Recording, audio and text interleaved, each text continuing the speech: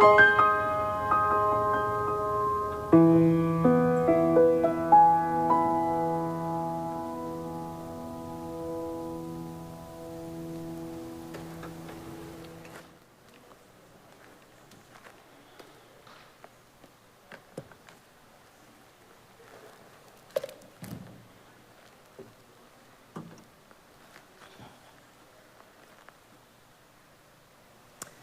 morning.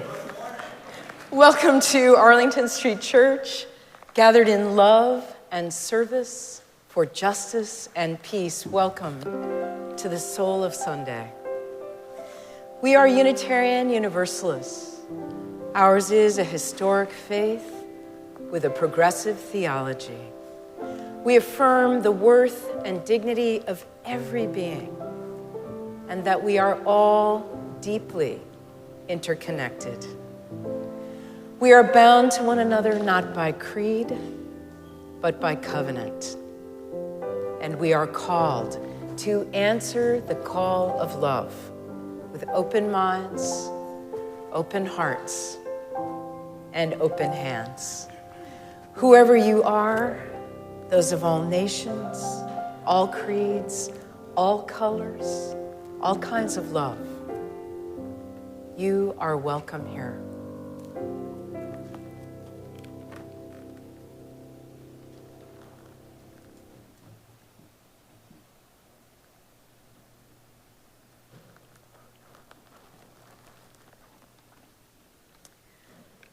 As we gather, we acknowledge that Arlington Street Church occupies the ancestral homeland of the Massachusetts.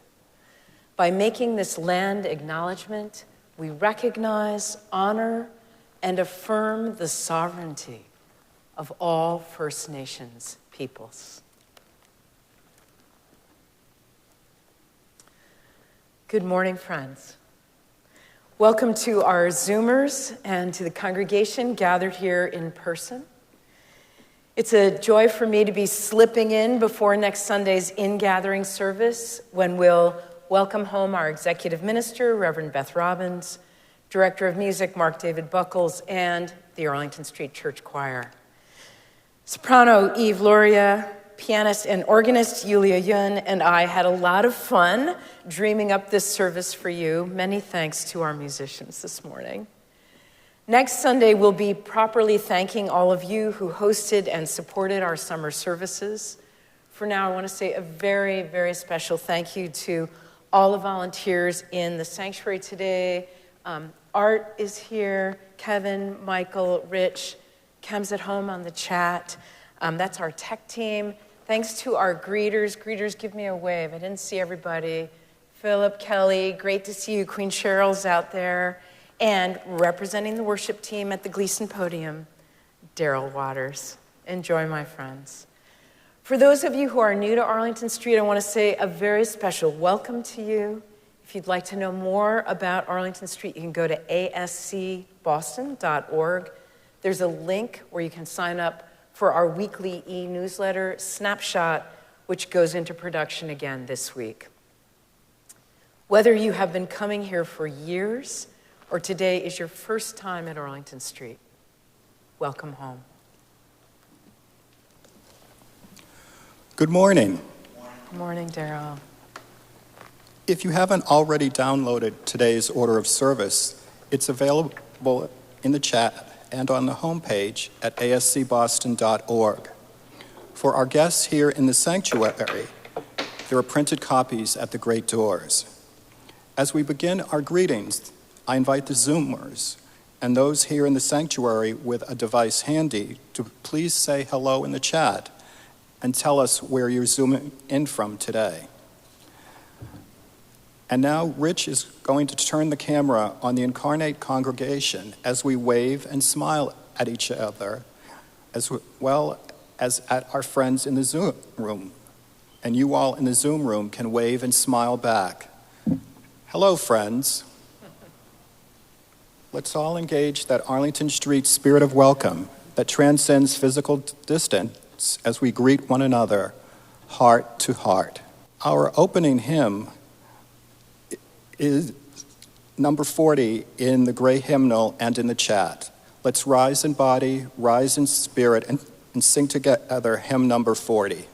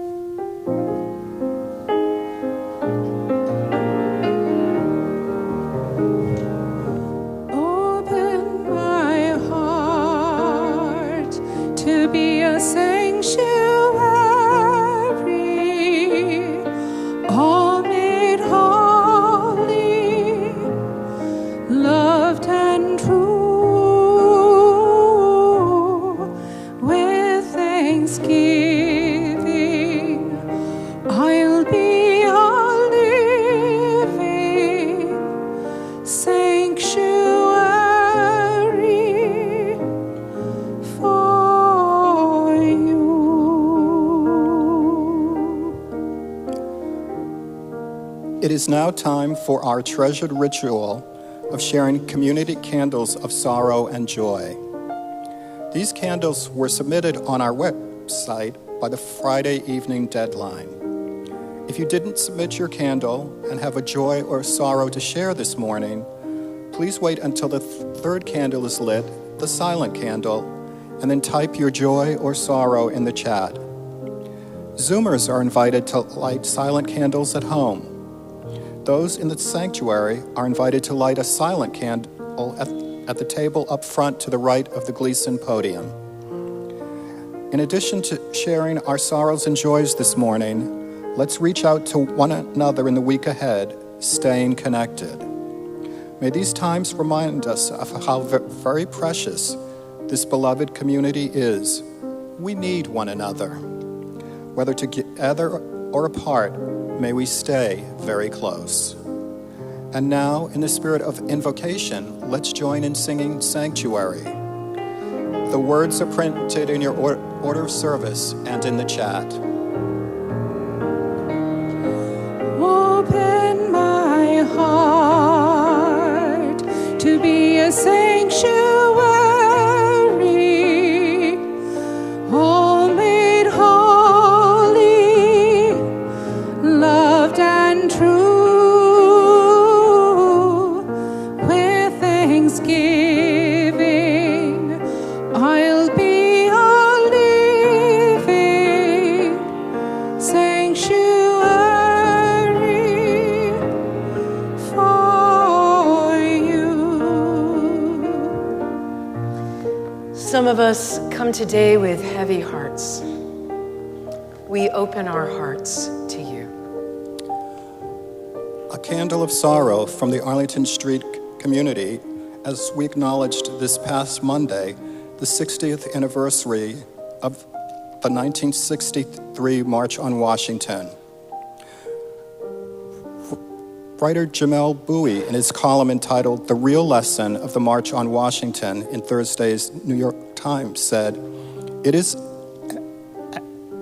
as important as ever to remember and commemorate the radicalism of both the March on Washington and the entire civil rights movement, not just as inspiration, but as a reminder that the struggle for democratic freedom has always been a struggle against the privileges of caste and class.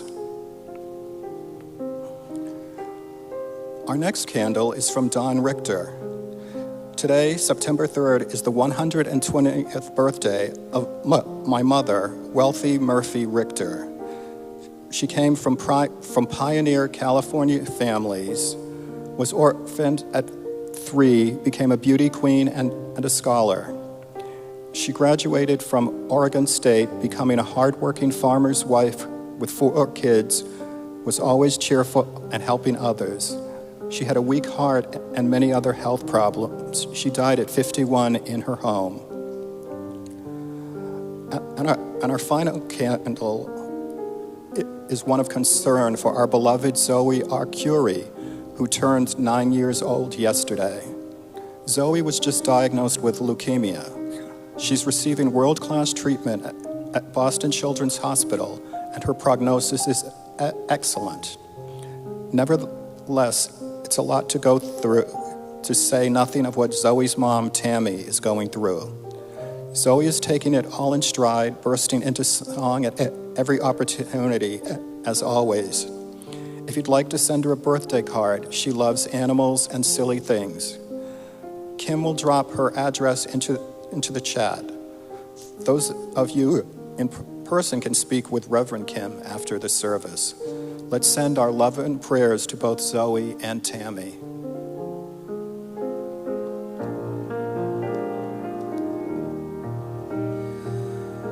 Open my heart to be a sanctuary, all made holy, loved and true.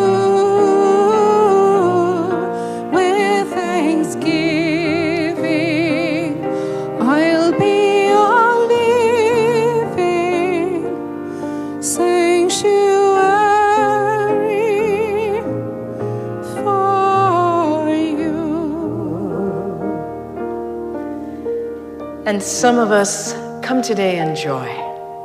We share your joy. Our first candle of joy comes from Elsbeth Knott. After 31 years away, I finally returned to the Boston area, searching for a position as an art therapist and a place to live. I'm looking forward to returning to Arlington Street and renewing and making friendships.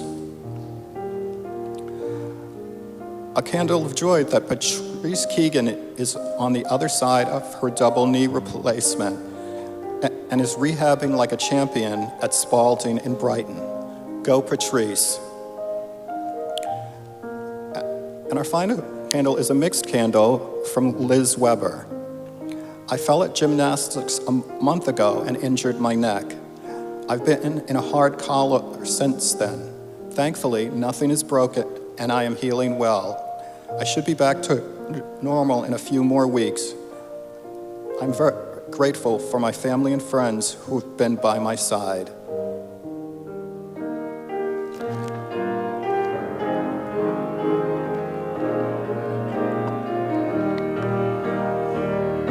Open my heart to be a sanctuary,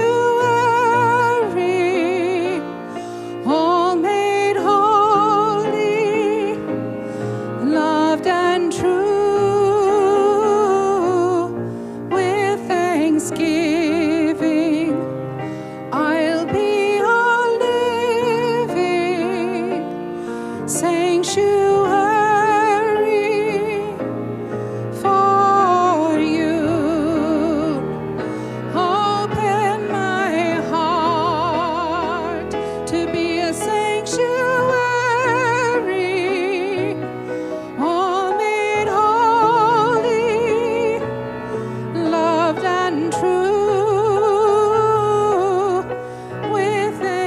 Thanksgiving, I'll be a living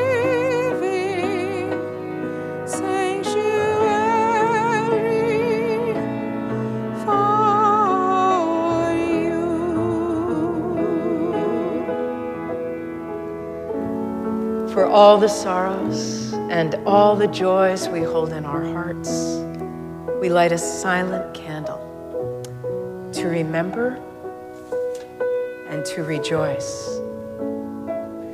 May the peace of this sanctuary enter into our hearts as we share a quiet moment together, breathing our prayers for ourselves, for one another,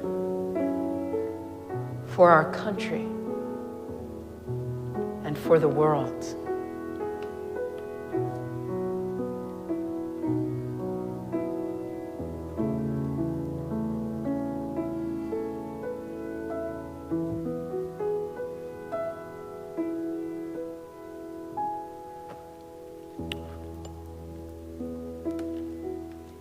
Amen.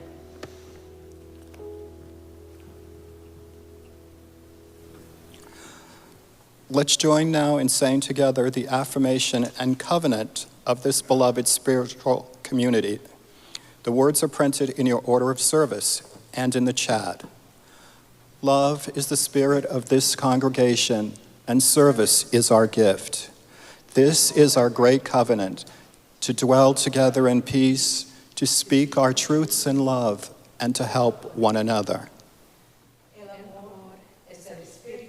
Nuestra congregación y el servicio es nuestro regalo. Esto es a lo que nos comprometemos, convivir en paz, hablar nuestras verdades con amor y ayudarnos los unos a los otros. Our next hymn is hymn number 77 in the gray hymnal and in the chat. Let's rise in body, rise in spirit, and sing together hymn number 77. We're singing the melody from hymn number 164, so it's kind of a combined hymn.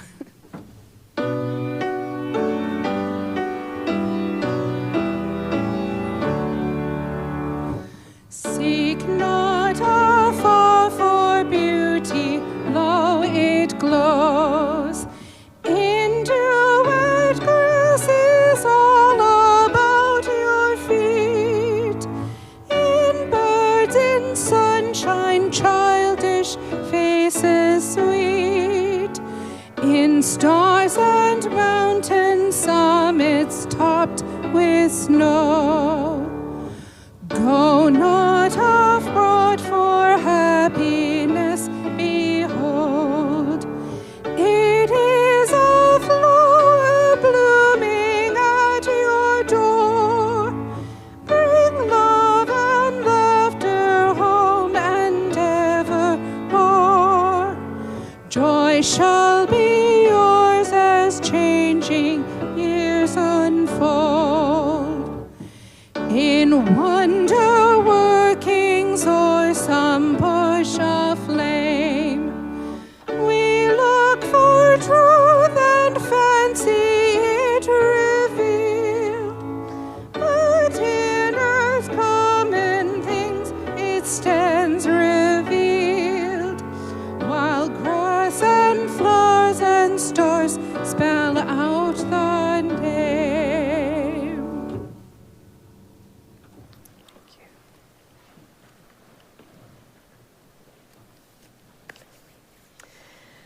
Seeing is believing. Seeing is not always believing. Kem and I were guests in Western Africa this summer, and I can now say with authority that absolutely nothing in the world could prepare you for an elephant. An elephant emerging from the brush and walking in front of the open Land Rover. Your mind knows it's an elephant, but the enormity of it, the dust filling the air, the sound of its trumpeting and ears flapping, and the thud as its foot lands in the dirt, its foot being some 4 feet across. The synapses in your brain just short out. Viewing wild animals in Kenya's savanna and Rwanda's jungle, This happened over and over again.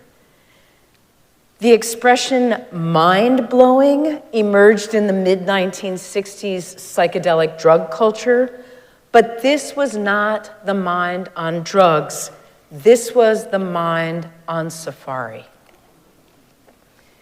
So I had this experience of seeing differently, which leads to thinking differently, or as the Apple campaign famously directed us, bad grammar notwithstanding, think different. And I got curious about what it would mean to bring the elephant experience to so-called everyday life. Our life back here in the States, for example. To see with fresh eyes, to see into the heart of things, to change and be changed.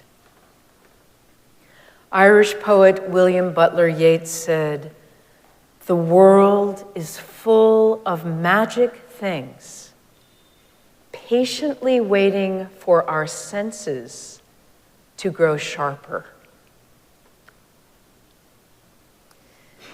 30 years ago, there was a movement in American Tibetan Buddhism to claim one day a year as Change Your Mind Day. It didn't take, unfortunately, but every day proffers the opportunity to change our minds.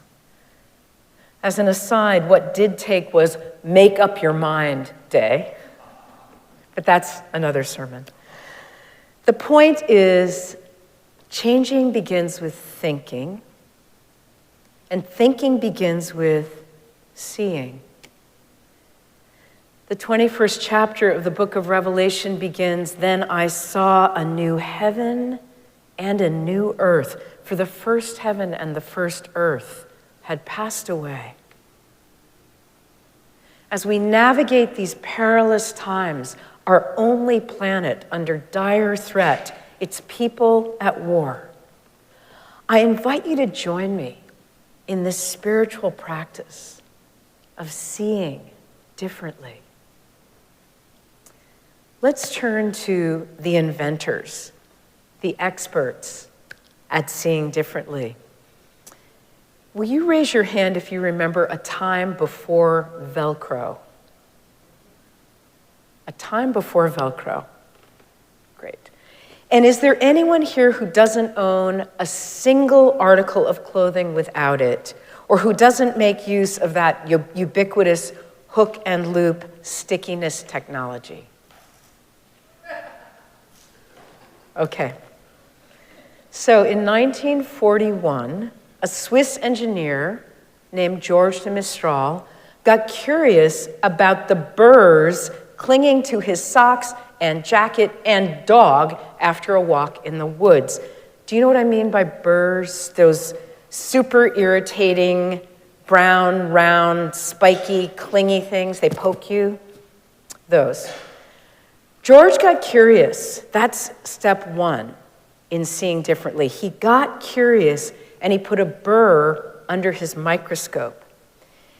And what he saw was that nature, capital N nature, if you'd like, had come up with this hook on the ends of each spike. Dozens of hooks attaching themselves to the fibers of his clothing to the end that he might disperse the seeds and perpetuate the species. It's brilliant.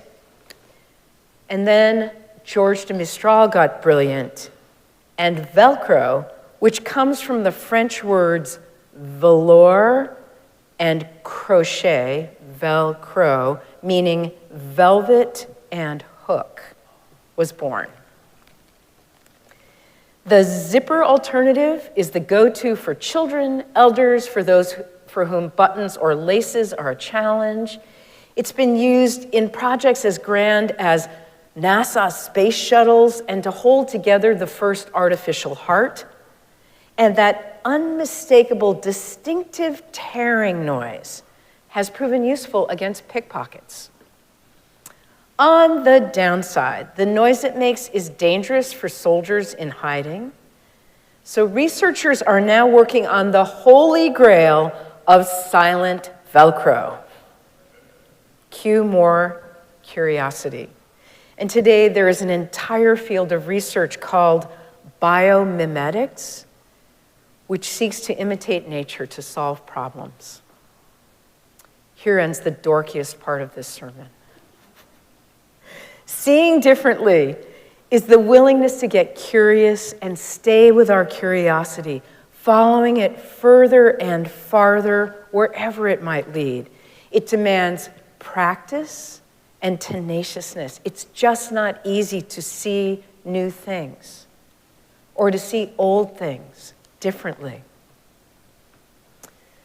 For a quick summer read, my sister Lisa loaned me her copy of Glennon Doyle's Untamed. I haven't read her earlier work, but this one's a doozy. Have any of you read this? Well, without giving anything away that you can't read on the dust jacket, Glennon was a Christian wife and mother of 3 kids, recovering from addiction and disordered eating, making her way in a marriage deeply wounded by her husband's infidelities. One day, out of the blue, Glennon thought, maybe instead I'd like to be with a woman. Her next thought was, so odd. That cannot be real. And then she thought, maybe in a different life. And then she thought, isn't that interesting? As if I had more than one life. Not long afterwards, she flies to a national authors event. It opens with a dinner, which as an introvert, Glennon Doyle dreads. She's reaching for the salad dressing when she looks up as a late arrival enters. She writes, she takes up the entire doorway, the entire room, the entire universe. She stands there for a moment, taking inventory of the room. I stare at her and take inventory of my entire life. And my whole being says, there she is.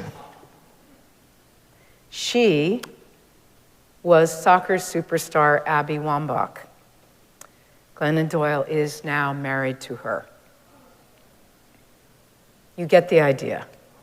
Seeing differently can be dangerous. Seeing differently can be beautiful. Beautiful. William Wordsworth wrote, with an eye made quiet by the power of harmony and the deep power of joy, we see into the life of things.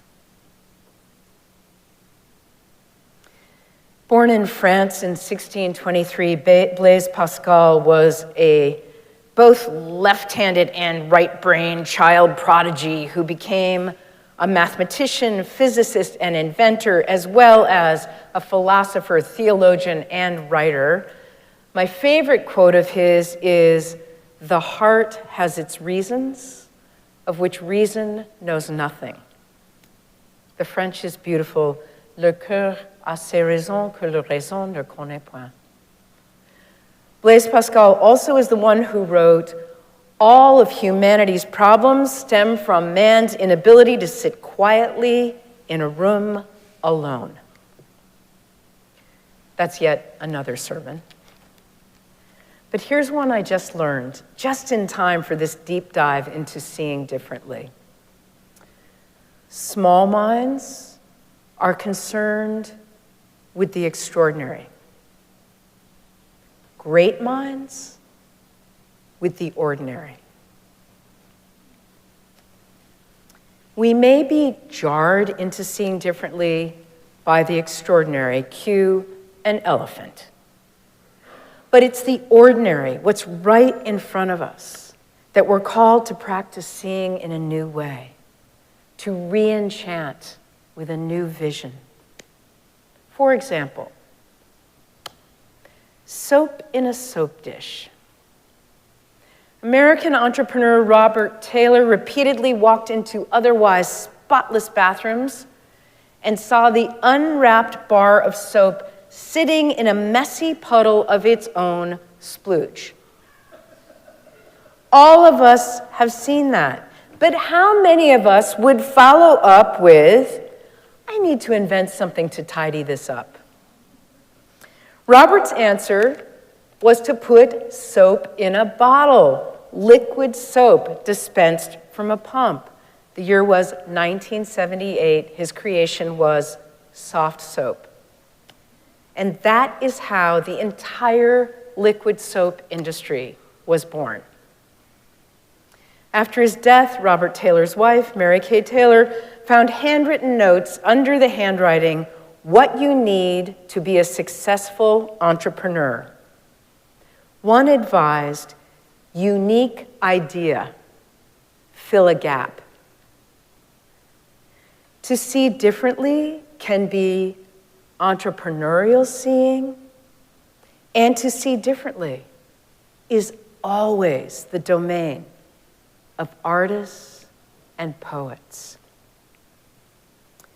In 1968, discussing her book, The Novel of the Future, Anais Nin said, "It is the function of art to renew our perception.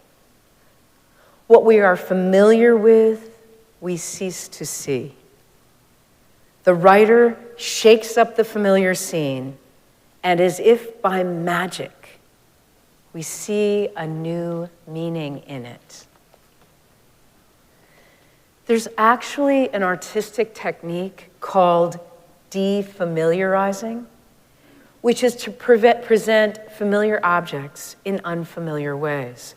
The theory is that making what is familiar unfamiliar prolongs the perceptive process and allows us a fresh perspective. It originated with the Russians in the earliest 20th century. In Tolstoy's Klostromer, The Story of a Horse, we hear the whole story from the horse's point of view. So that's an early example of defamiliarizing. I'm not convinced we need to shake up reality to see it differently. Maybe we just need to look, really see. I love these lines from Mary Oliver's poem, When Death Comes, where she says, "When it's over, I want to say all my life, I was a bride married to amazement. I was the bridegroom taking the world into my arms. I don't want to end up simply having visited this world." I highly recommend to you Being Swallowed Whole by Annie Dillard's Pilgrim at Tinker Creek. I first read it as a 20-year-old student in Japan, commuting among the crush of humanity on the Tokyo subway. Annie Dillard writes, "Nature is very much a now you see it, now you don't affair. For a week last September, migrating red-winged blackbirds were feeding heavily down by the creek at the back of my house. One day I went out to investigate the racket. I walked up to a tree, an Osage orange, and 100 birds flew away. They simply materialized out of the tree. I saw a tree, then a whisk of color, and then a tree again. I walked closer, and another 100 blackbirds took flight. Not a branch, not a twig budged. The birds were apparently weightless as well as invisible. When I looked again at the tree, the leaves had reassembled as if nothing had happened. Finally, I walked directly to the trunk of the tree, and a final 100, the real diehards, appeared, spread, and vanished. The Osage orange, unruffled, looked just as it had from the house when 300 red-winged blackbirds cried from its crown. I looked downstream as they flew, and they were gone. These appearances catch at my throat. They are free gifts. One show to a customer. It's all a matter of keeping our eyes open, she continues. When I see this way, I truly see. As Thoreau says, I return to my senses. And here's my favorite passage. Annie Dillard writes, when the doctor took off her bandages and led her into the garden, the girl who was no longer blind saw the tree with the lights in it. It was for this tree I searched. And then one day I was walking along Tinker Creek thinking of nothing at all, and I saw the tree with the lights in it. I saw the backyard cedar where the mourning doves roost, charged and transfigured, each cell buzzing with flame. I stood on the grass with the lights in it, grass that was holy fire, utterly focused and utterly dreamed. It was less like seeing than like being for the first time seen, knocked breathless by a powerful glance. Gradually, the lights went out in the cedar. The colors died, the cells unflamed and disappeared. The flood of fire abated, but I'm still spending the power, still ringing. I had been my whole life a bell and never knew it until at that moment when I was lifted and struck. Beloved spiritual companions, small minds are concerned with the extraordinary. Great minds with the ordinary. The world is full of magic things, patiently waiting for our senses to grow sharper. May we see differently. May we be lifted and struck. May we be married to amazement. Amen.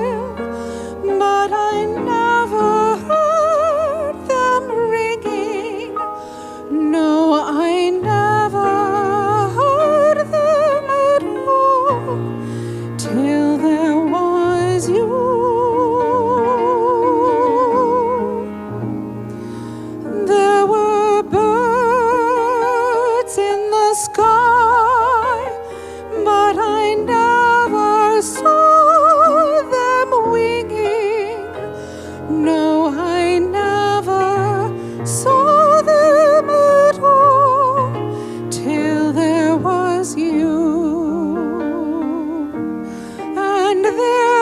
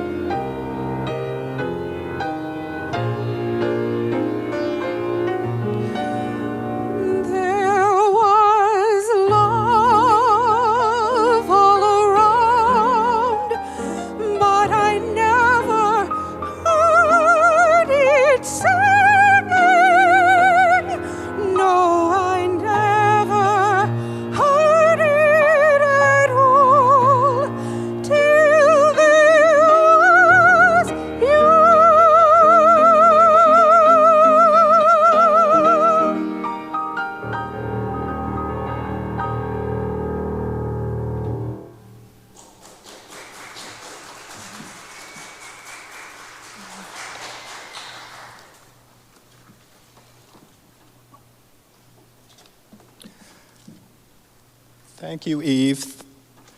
Thank you, Yulia.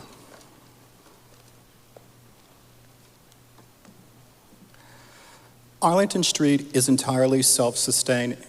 It's up to us, and our generosity continues to be astounding.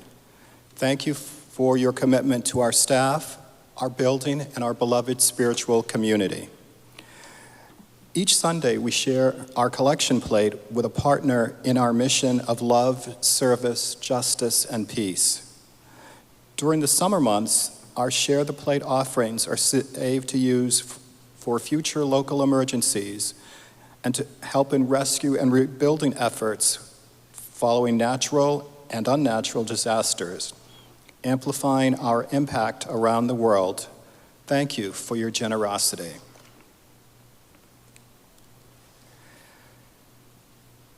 Today, I'd like to share a poem by Langston Hughes. I look at the world. I look at the world from awakening eyes in a black face, and this is what I see, this fenced-off narrow space assigned to me. I look then at the silly walls through dark eyes in a dark face, and this is what I know, that all of these walls oppression builds will have to go. I look at my own body with eyes no longer blind, and I see that my own hands can make the world that's in my mind. Then let's hurry, comrades, the road to find. Please take a moment now to join me in giving to our beloved spiritual community and supporting all the good work happening in our good name by filling our virtual collection plate. To give online or to text your gift, go to ascboston.org. You can Venmo at Arlington Street or scan the QR code in the order of service. Or you can mail a check to the church or use the envelopes in the pews, which can be handed to me or to any of our ushers after the service. Thank you for your generosity.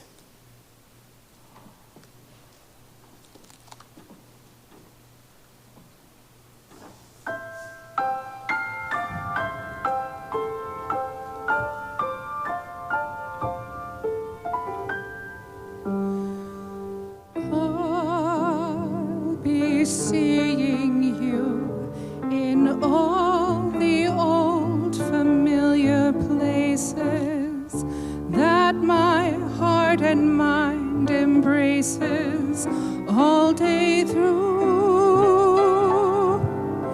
In the small cafe, the park across the way, the children's carousel, the chestnut trees, the wishing well.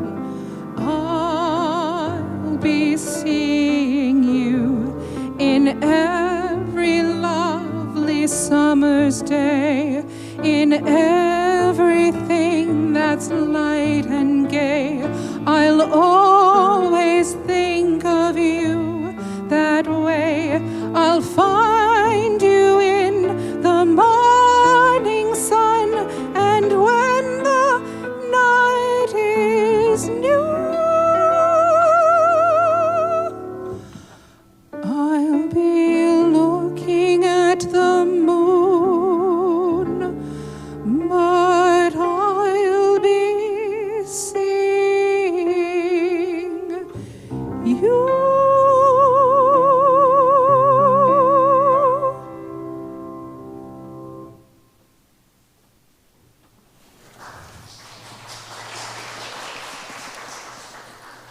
Thanks again.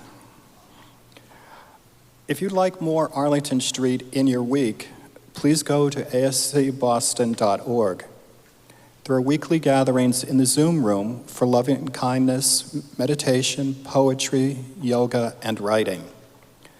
Every Wednesday at 4 p.m., Reverend Kim and Reverend Beth host an online tea party. All are welcome. Much more information and Zoom room links are at ascboston.org. To attend any of them, you don't have to be a member, you don't have to turn on your video. or talk if you don't want to, and they're all free. All are always welcome. Following the service, everyone is welcome to join the virtual coffee hour. If you'd like to participate, please answer yes to the breakout room invitation that will appear on your screen. If you're here in the sanctuary, you'll need to go to the Zoom room before the Postlude begins. Thanks to all of you who joined in today's service and to all those who made it possible. Remember, we're all in this together. Today's final hymn is number 205. The words can be found in the order of the service and in the chat. Let's rise in body, rise in spirit, and sing together hymn number 205.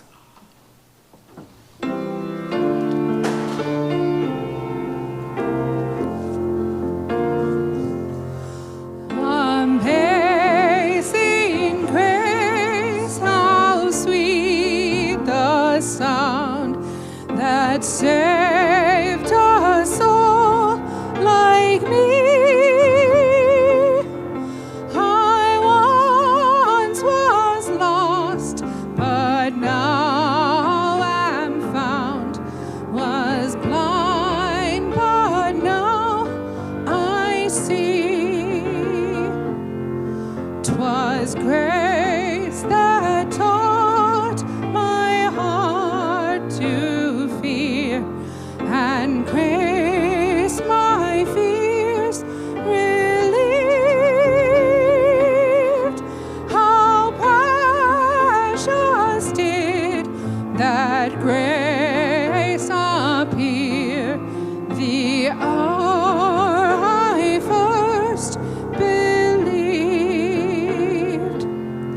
Through many dangers, toils, and snares, I have already come. 'Twas grace that brought me safe thus far, and grace will lead me home.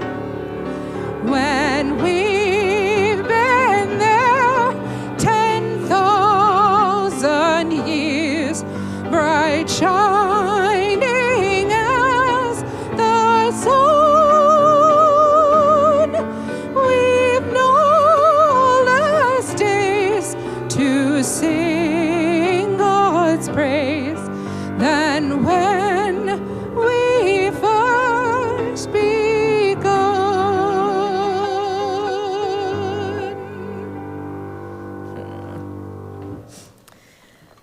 Before our benediction, I invite those of you in the Zoom room to please reach out your hands and touch the sides of your square. And those of you in the sanctuary to please raise your hands, palms out. Let's send loving kindness to the people to your left and to your right. Send loving kindness to the person on either side of you, to the people on either side of them. Send out love into this beloved spiritual community and feel it coming back to you. Love is the spirit of this congregation. And now for our benediction, I invite you to put your hands over your heart in namaste. I bow to the divine in you. These words are adapted from the Navajo. There is beauty before us and beauty behind us. Above us and below us hovers the beautiful. We are surrounded by it. We are immersed in it. In our youth, we exalt in it, and in old age, we shall walk quietly the beautiful trail. In beauty, it is begun. In beauty, it is ended. Let us keep this faith, beloveds, and pass it on. The service begins when the service ends. Bless your hearts. I love you. Amen.